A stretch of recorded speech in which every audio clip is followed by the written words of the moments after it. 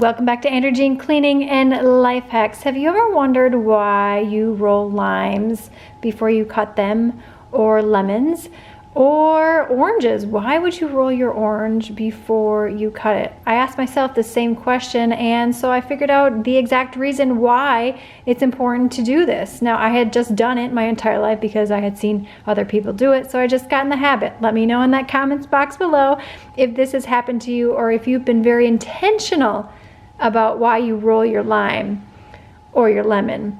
The reason that you do this, and you can also put these in the microwave if you want to for about 15 seconds, depending upon the power of your microwave. But the reason that you roll them before you peel or cut them is because it tenderizes them, much like what would happen in the microwave. And because it's tenderized, it loosens and breaks down the citrus membrane inside of here, making it easier for you to squeeze, thus allowing you to get more juice. Yes, so that's why you roll it, because it loosens the membranes. You can squeeze it easier and get more bang for your buck.